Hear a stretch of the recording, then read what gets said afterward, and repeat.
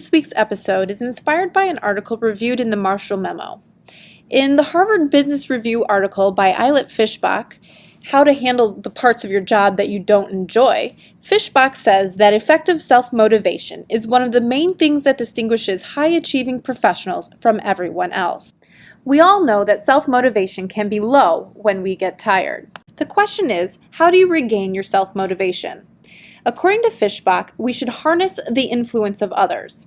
Fischbach's research suggests it's helpful to talk with high-performing colleagues about their specific strategies versus passively observing them. Fischbach also says that giving advice rather than asking for it may be an even more effective way to overcome motivational deficits because it boosts confidence and thereby spurs action.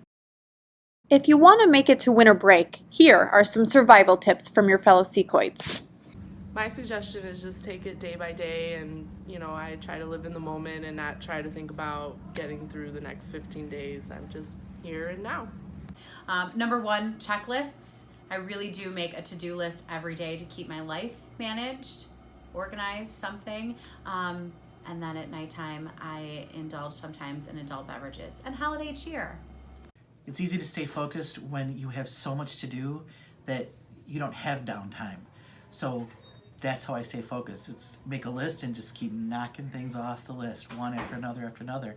And there is no downtime. At other times when I have downtime, I waste time. So no downtime, no waste. Well, how do I get through this terrible time of year? I would say, number one, I try to play my YouTube channel. I put on the fireplace every day at school, so it feels really cozy. And I wear all kinds of holiday obnoxious clothing. So how do I make it through these hard times?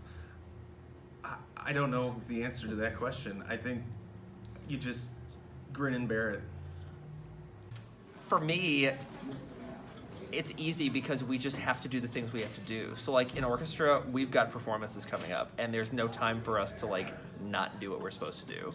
And then in AP seminar, shoot, we got to get them ready for that AP test because we've only got one semester to do stuff. So this isn't helpful, but I don't have time to not keep it together. I just make a calendar of everything I got to do. Otherwise, then I'll get lost with what I need to get done, and that just keeps me on task. So when I'm not at school, I watch a lot of Netflix. Okay, so to fight off the stress in the winter and the winter blues, I love music and I'm trying to learn how to play guitar, so I just play a lot of guitar.